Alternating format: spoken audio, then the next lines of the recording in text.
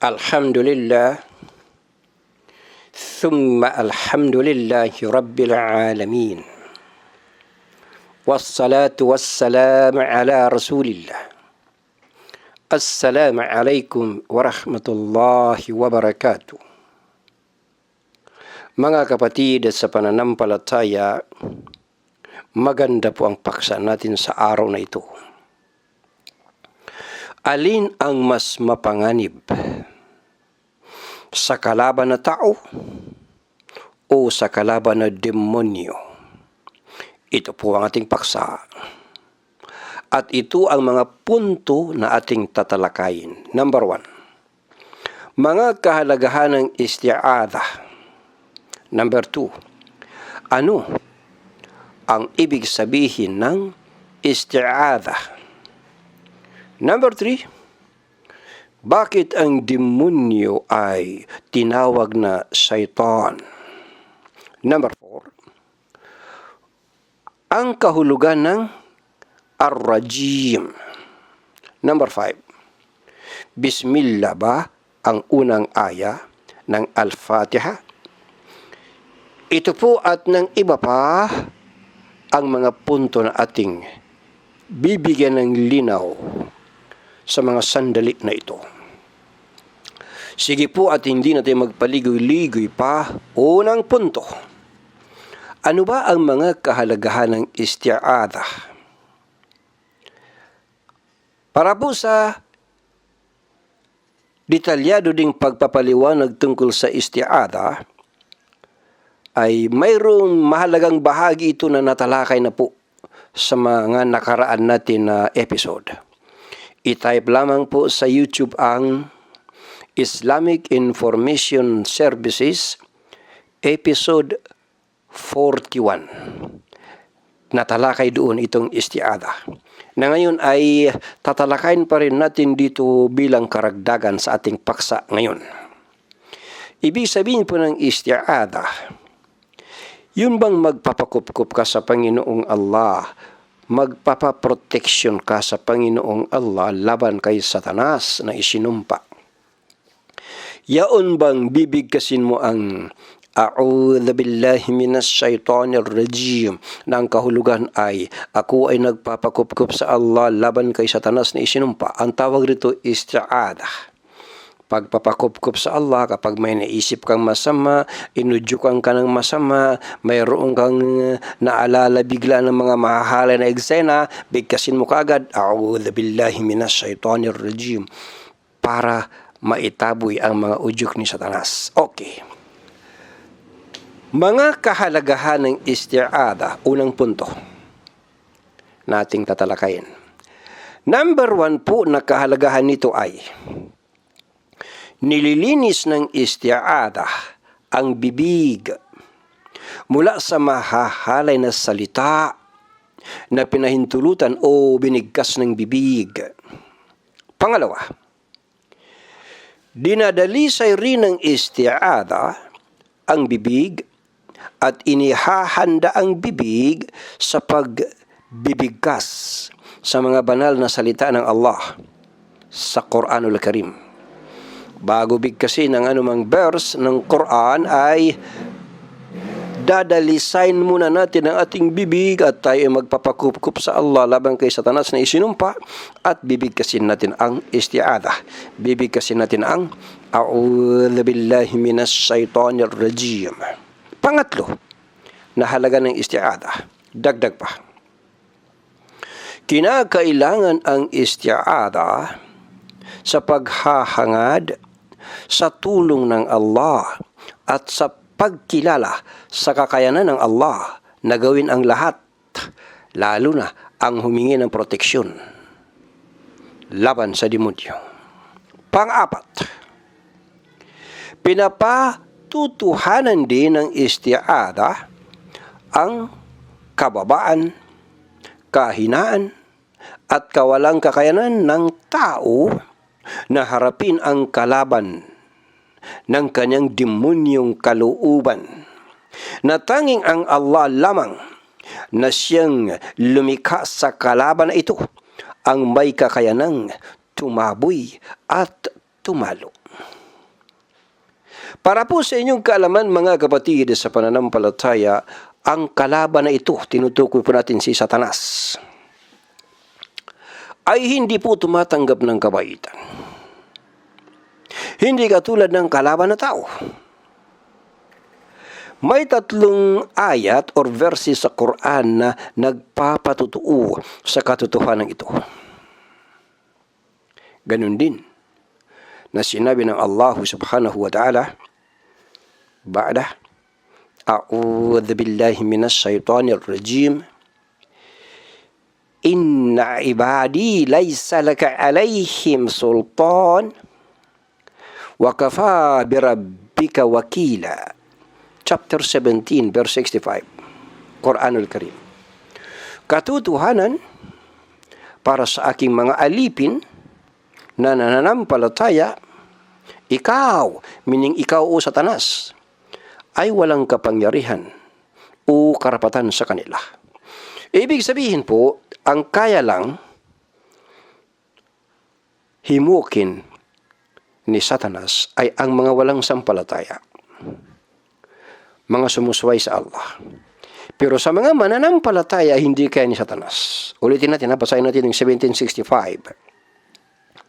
Katotohanan, para sa aking mga alipin na nananampalataya, ikaw, o Satanas, ay walang kapangyarihan o karapatan sa kanila, at sapat na ang iyong Panginoon bilang tagapangasiwa. Tingnan ninyo silipin natin ang kaibahan ng kalaban na demonyo at kalaban na tao.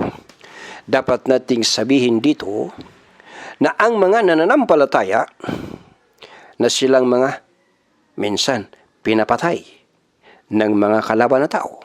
Opo, binobomba, binabaril, whatever, ay nagiging mga martir. Habang ang mga yaong nagiging mga biktima ng kalaban sa loob, ibig sabihin kalaban sa kalooban, ibig sabihin si Satanas, ay nagiging mga bandido. Linawin natin.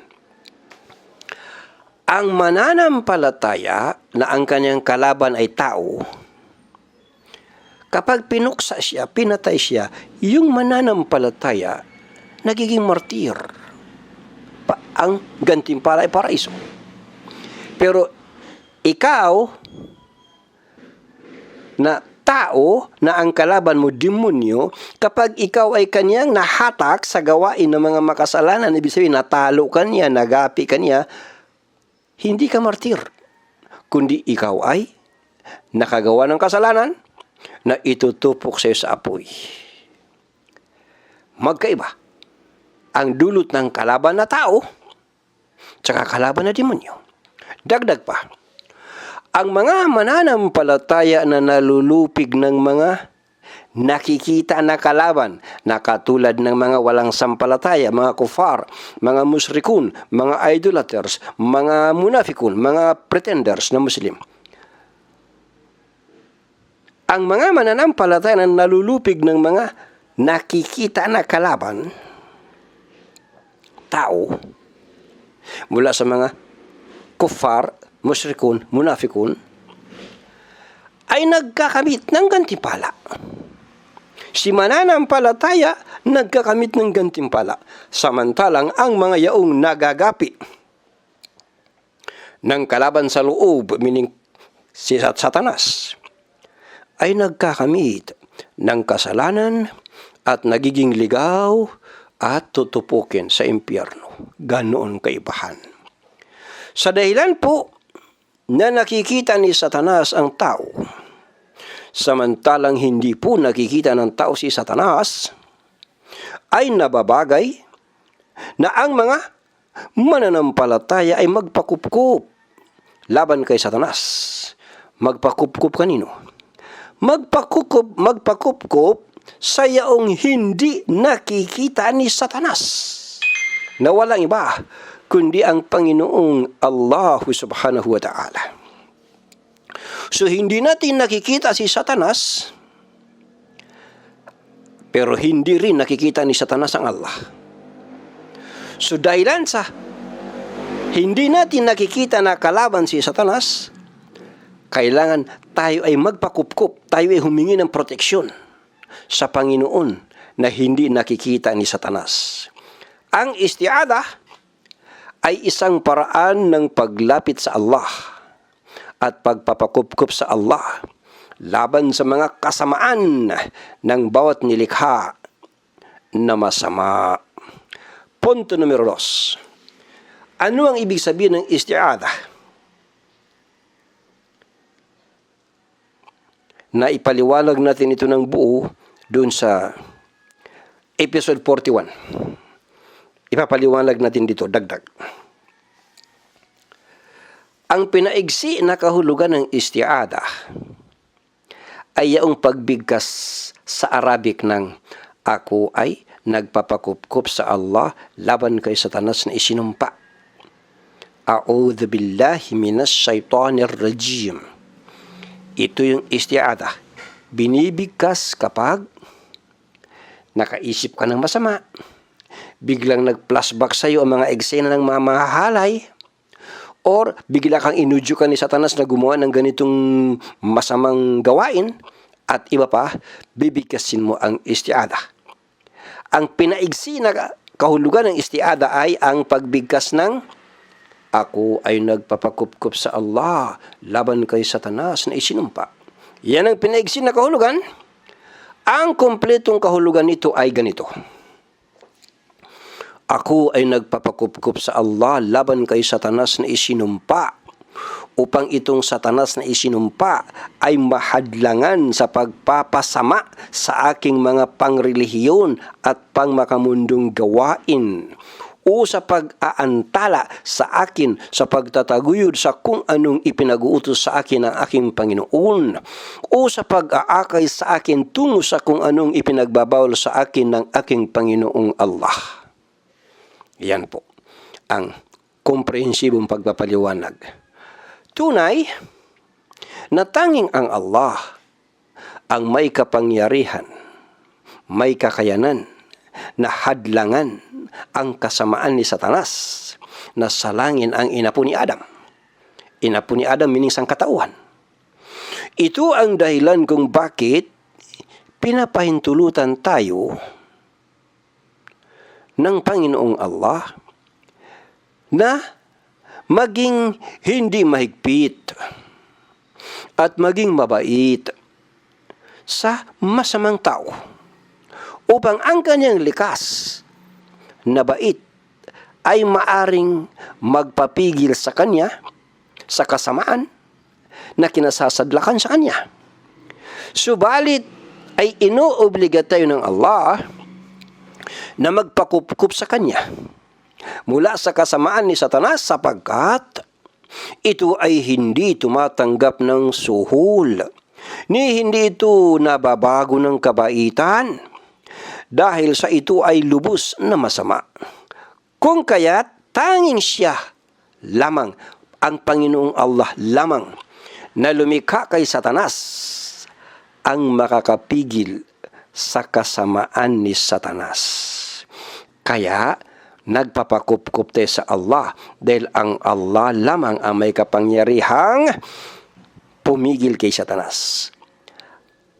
Ang pagkahulugang ito ay nabanggit lamang po sa 3 ayat or 3 verse sa Quran. Sinabi ng Allah subhanahu wa ta'ala, Qudil afwa wa'mur bil'urfi wa a'rid 'anil jahilin. Chapter 7 verse 199, Quranul Karim. Magpakita ng pagpapatawad, ipag-utos ang kung anong mabuti, at lumayo sa mga mangmang. Ibig sabihin ng lumayo sa mga mangmang, huwag silang parusahan. Ito ay patungkol sa pakikipag-ugnayan sa mga tao, lalo na sa kalaban na tao. Pagkatapos ay sinabi ng Panginoong Allah sa naturang surah, naturang chapter ng Quran, chapter 7, verse 200. Wa imma yanzagannaka minas syaitani nazgun fasta'idh billah innahu sami'un alim. At kapag ang isang masamang udyok ay dumating sa inyo mula kay Satanas, ay magpakupkup ka sa Allah. Katotohanan, siya ang lubos na nakaririnig ang maalam.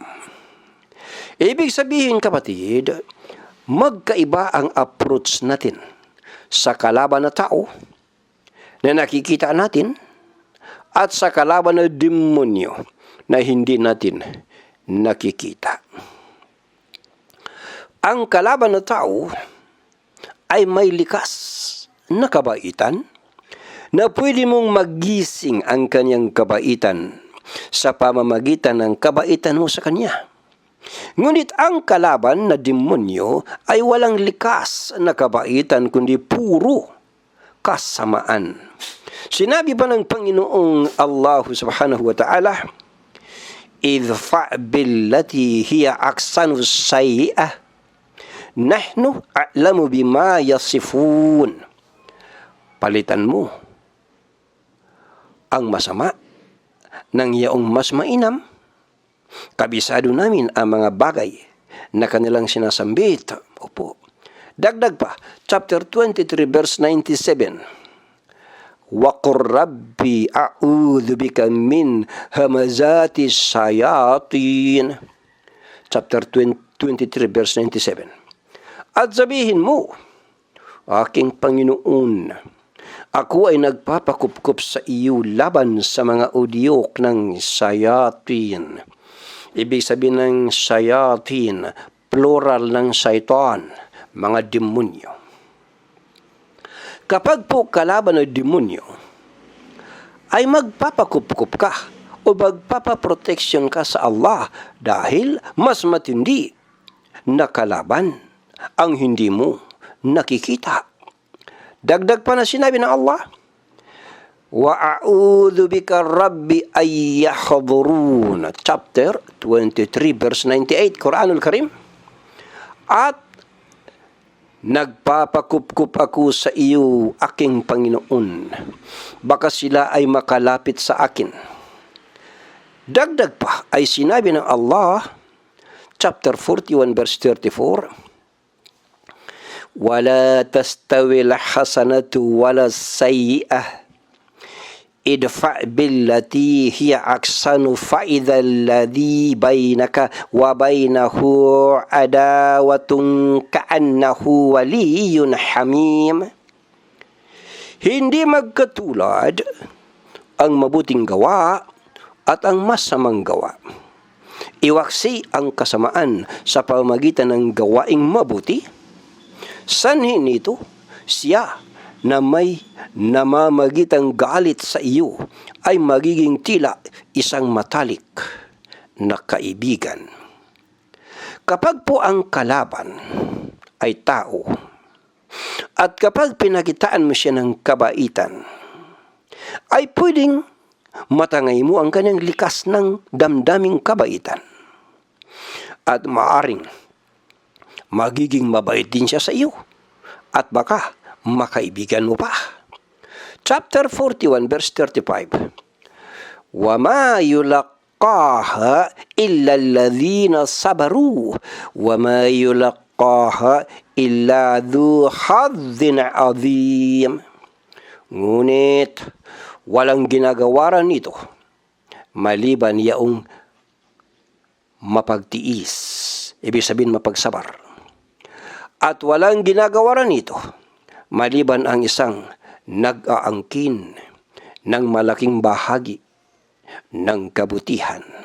Ibig sabihin, ang makakagawa lamang nito, itong pagiging mabait sa kalaban na tao, ay ang taong mapagsabar or mapagtimpi at mataba ang puso sa kabaitan sa kapwa. Chapter 41, verse 36, Quranul Karim.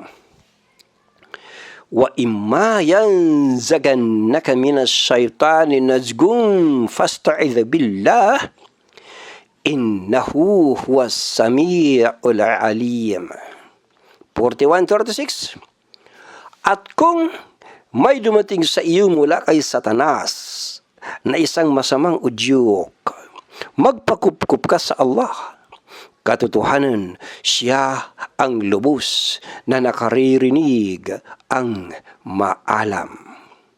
Hindi po katulad ng sa kalaban na tao na pakikitaan mo ng kabaitan at baka bumait din. Kapag si Satanas ang kaharap mo, ay hindi kabaitan ang i-approach mo sa kanya, kundi bibigkasin mo ang pambugaw o pampalaya sa demonyo o magpapakupkup ka sa Allah para maitaboy mo ang demonyo. Bibigkasin mo ang A'udhu billahi minas shaitanir rajim, pantaboy sa demonyo. Punto numero 3. Bakit ang demonyo ay tinawag na shaitan? Sa lingwaheng Arabic, ang shaitan ay hinango mula sa syaitana, na nangangahulugang ang malayong bagay. Kung kaya't ang shaitan ay may naiibang kalikasan kaysa sa tao, at ang kanyang mga makasalanang gawi ay malayo sa bawat uri ng kabanalan. Nabanggit din na ang shaitan ay hinango mula sa syatah. Literal na kahulugan ay sinunog. Dahil sa ito ay nilikha mula sa apoy. Ang ibang mga scholar ay nagsasabi na ang dalawang kahulugang ito ay parehong tama. Bagamat kanilang sinasabi na ang unang kahulugan ay mas mapananaligan. Dagdag pa, si Baway, ang tanyag na Arabong linguist, ay nagsabi ng paganito. Anya, sinasabi ng mga Arabo na si Fulan ay may tasayton kapag nakagawa siya ng gawa ng mga demonyo. Kung ang shaitan ay hango mula sa syatah, ay dapat ay sasabihin nila na tasayyatah sa halip na tasaytan. Kung kaya't kapatid sa pananampalataya, ang shaitan ay hango mula sa kataga na nangangahulugang malayo. Ito kung bakit tinatawag nila ang mga yaong naghimagsik o mga pasaway sa mga jin at sangkatauhan na shaitan.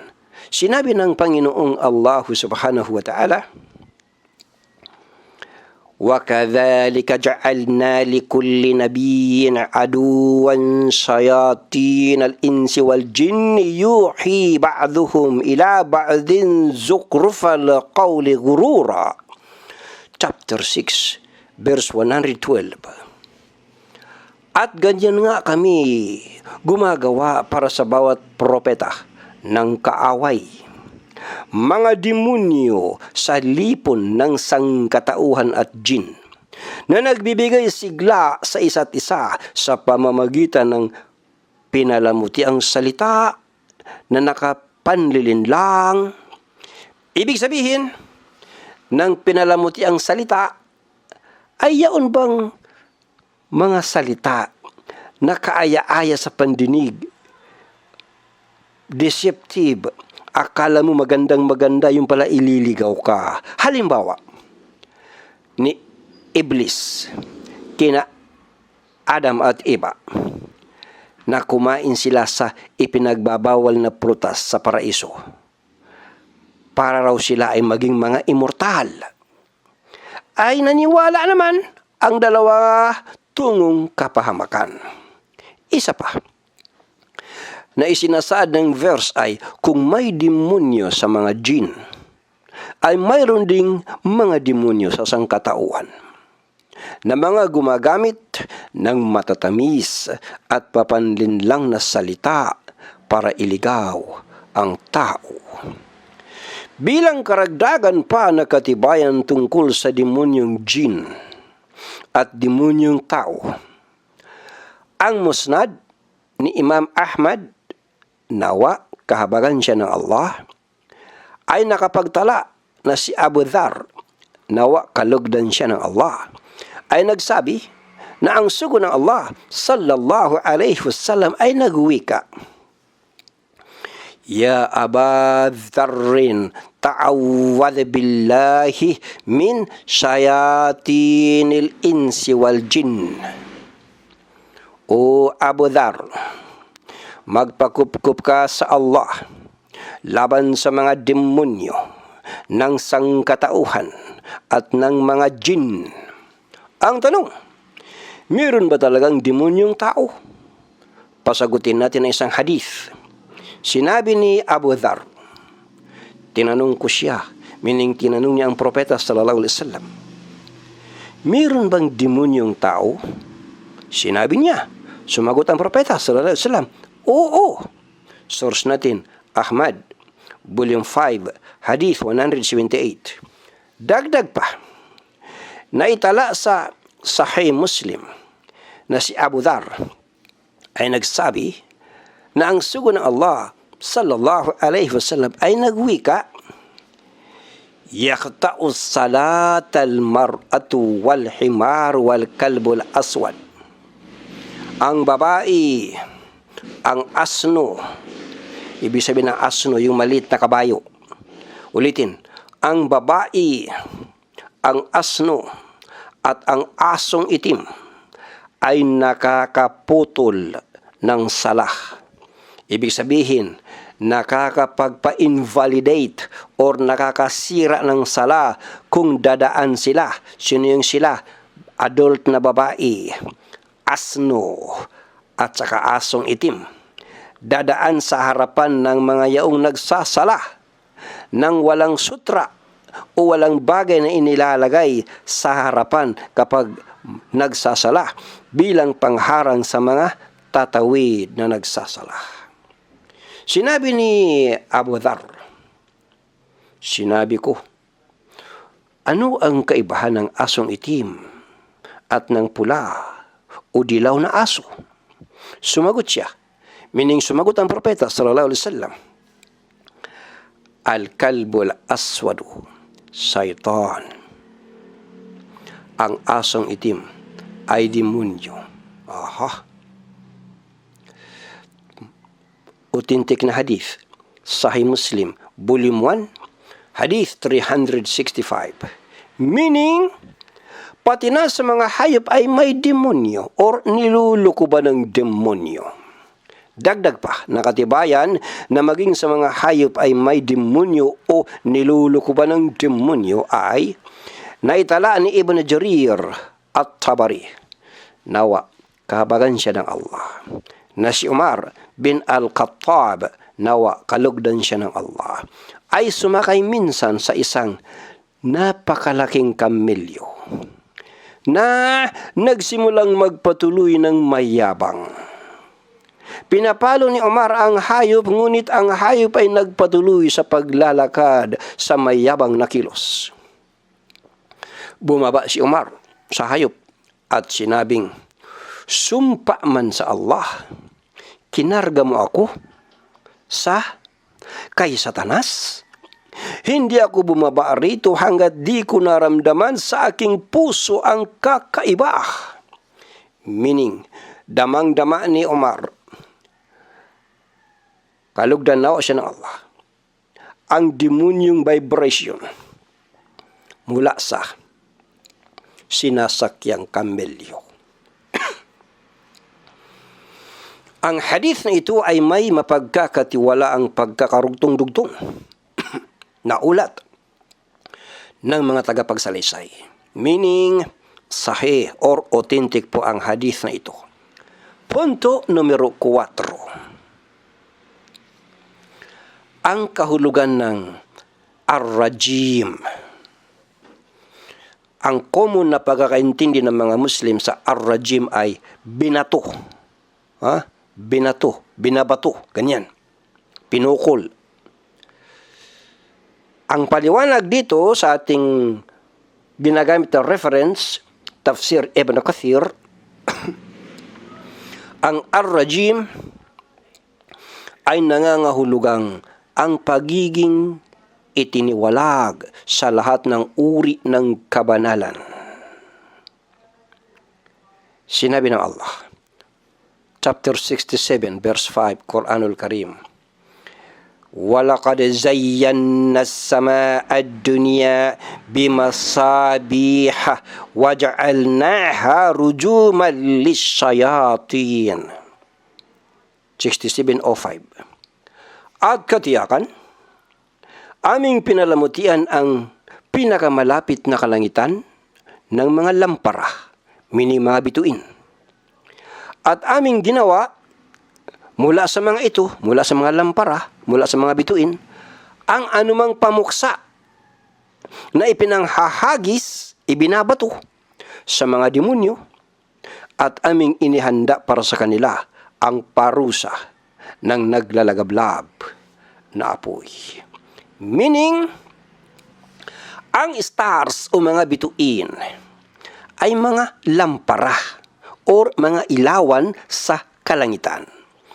At ito rin ang mga ginagamit, shooting star kung tawagin, ng mga anghel upang batuhin o puksain ang mga demonyo sa kalawakan na mga umaakyat sa unang palapag ng langit para magnakaw o panakaw na makinig sa usap-usapan ng mga anghel patungkol sa mga darating na kaganapan sa daigdig, na siya namang ipinapasa ng mga jin sa mga manghuhula na tao, human contact kung tawagin, sa daigdig, na daragdagan naman ng manghuhula ng samot-saring kasinungalingan.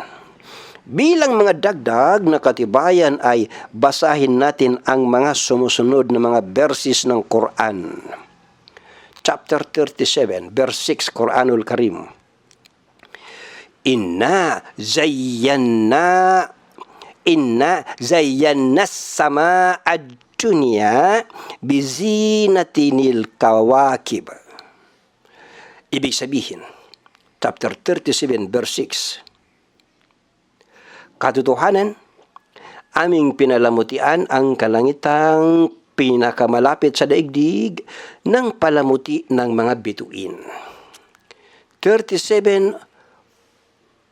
Chapter 37, verse 7.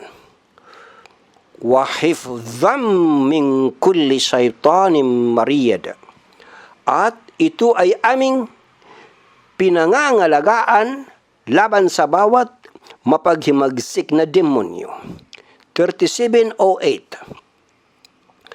لا يسمعون إلى الملأ الأعلى ويقذفون من كل جانب. Upang sila ay hindi makarinig sa kataas-taasang pagtitipon ng mga anghel, sapagkat sila ay binabato sa bawat panig. 37, verse 9. Duhura walahum adabu wasib. Sila ay pinagtabuyan at para sa kanila ay parusang walang katapusan. 37, verse 10.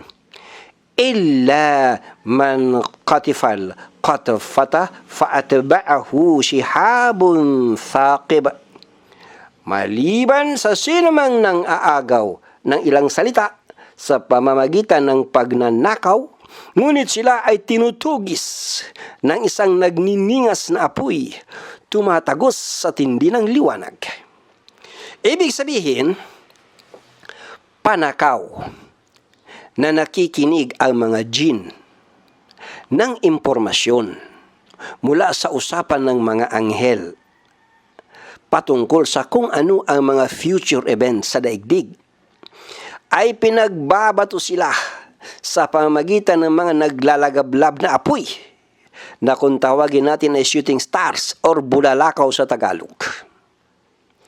Dagdag pa ay sinabi ng Allah, chapter 15, verse 16, Quranul Karim, walaqad ja'alna fis samai burujan wa zayyannaha lin-nadhirin. At katiyakan, aming inilagay ang mga naglalakihang bituin sa langit, at aming pinalamutian o pinaganda, at aming pinalamutian ito para sa mga sumusulyap. Chapter 15, verse 17, Quranul Karim. وَحَفِظْنَاهَا مِنْ كُلِّ شَيْطَانٍ رَجِيمٍ 15:17. At aming binantayan ito, ibig sabihin, ang mababang langit, mula sa bawat isinumpang demonyo. Chapter 15, verse 18. Illa man istaraka as-sam'a fa'atba'ahu shihabun mubin. Maliban sa sino mang demonyong panakaw na nakikinig, kaya siya ay tinutugis ng isang malinaw na nagniningas na apoy.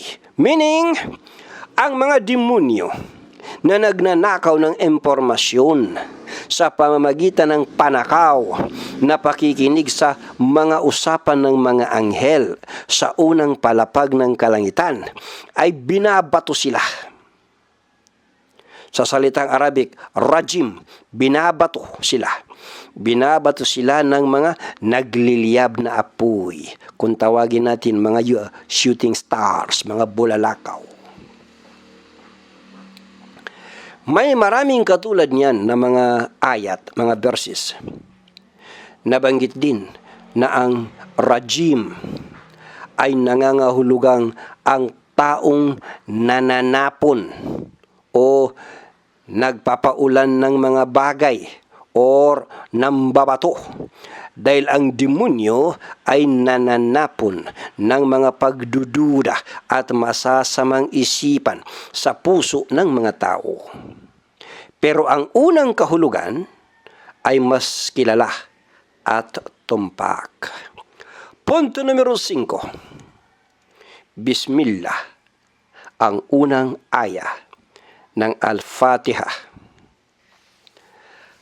Ang mga kasamahan ni Propeta Muhammad sallallahu alaihi wasallam ay sinisimula ng aklat ng Allah o ang banal na Quran sa pamamagitan ng Bismillah. Sa pamamagitan ng pagbigkas ng Bismillahirrahmanirrahim, chapter 1, verse 1. Nang kahulugan ay, sa ngalan ng Allah, ang mapagpala, ang mahabagin. Ang mga scholar ay nagkakaisa na ang Bismillah ay bahagi ng isang aya sa Suratun Naml, chapter 17. Hindi sila nagkakaisa patungkol sa kung ito ba ay hiwalay na aya bago ang bawat sura, o kung ito ba ay isang aya o isang bahagi ng isang aya kasama sa bawat sura na kung saan ay nakikita ang Bismillah sa simula nito.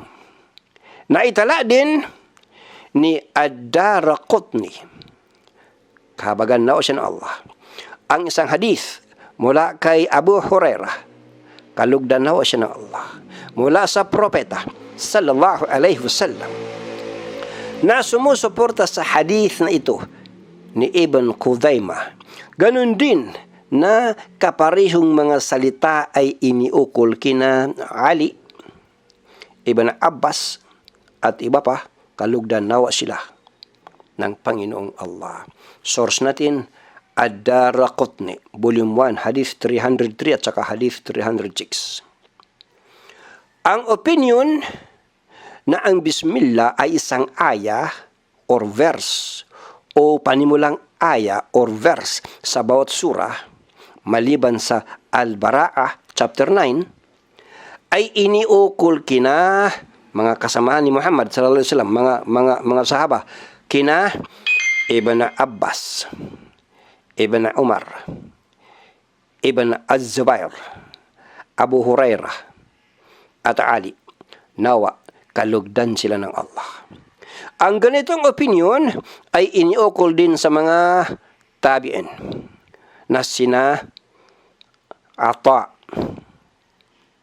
Tawus, Sa'id bin Jubair, Makhul, at Az-Zuhri.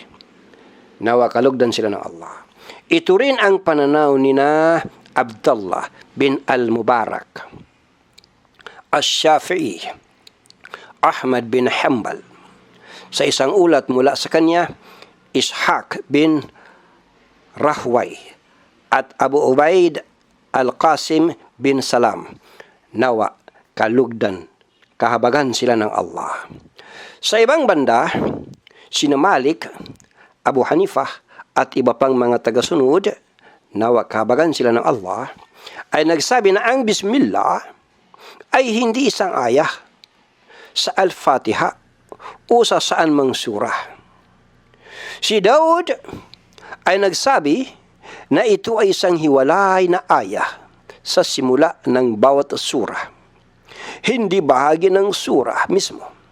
At ang opinyon na ito ay naiukol din kay Ahmad bin Hanbal. Nawa kabagan siya ng Allah. Punto numero 6. Ito bang Bismillah ay binibigkas ng malakas sa pagbabasa ng Al-Fatiha sa salah o mahinang binibigkas? Ito po ang isa sa mga puntong ating tatalakayin sa susunod na ating tagpo sa Himpapawid, inshallah.